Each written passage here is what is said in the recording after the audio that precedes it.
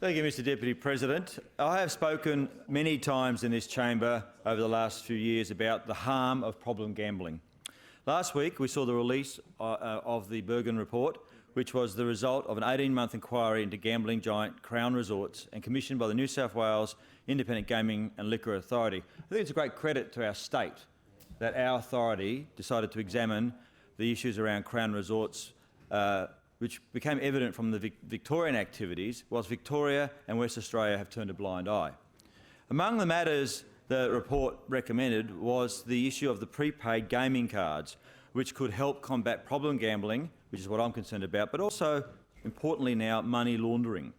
Commissioner Bergen wrote that, quote, "The proposal has been the subject of some public debate and is not free from controversy. However, it appears that the very significant utility of the card to assist the problem gambler could not be an issue." I don't think anyone disputes that. It's also obvious that it would be a powerful mechanism to assist in combating money laundering by organised crime. Victor Dominello, who has carriage of this issue in our government, has said the state government will look at the report's recommendations in detail, including in one of his proposals made last year for a government-issued gambling card for all poker machine players. Mr Deputy President, Australians lose just under $13 billion a year through gambling poker machines, card machines.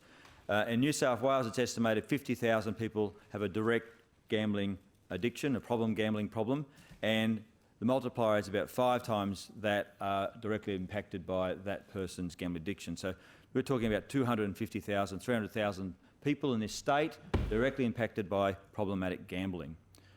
The issue is too big to be ignored.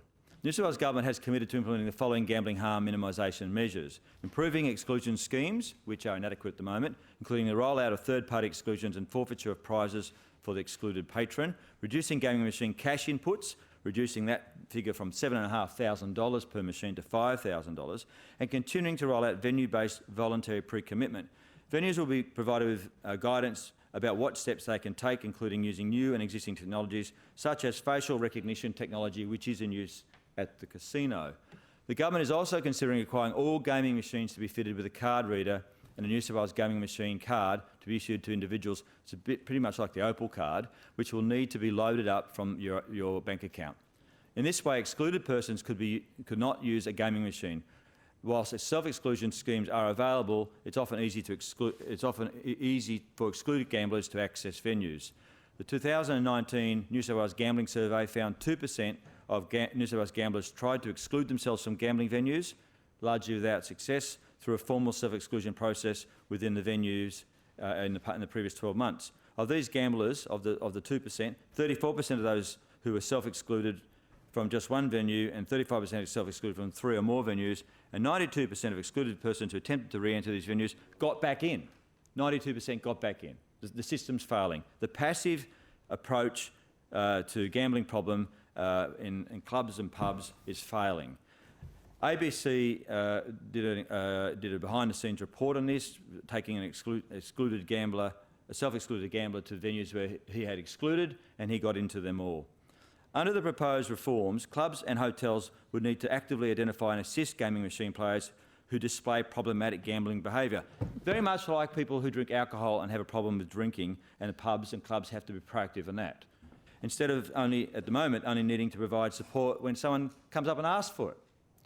It is proposed that venues will be required to take steps to stop an excluded person from entering or remaining in excluded areas.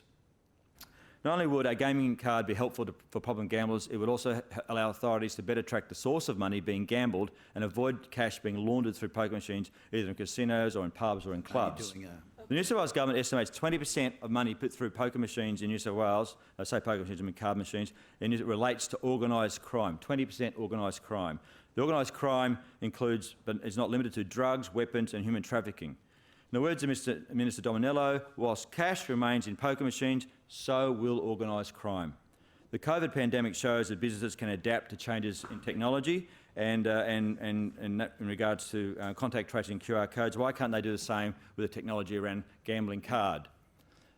Mr Deputy President, there's powerful lobby groups been mobilised against this, and I say as lawmakers, we need to do all we can to effectively prevent harm, and a gambling card will do a lot to help just do that. The Honourable Peter Primrose.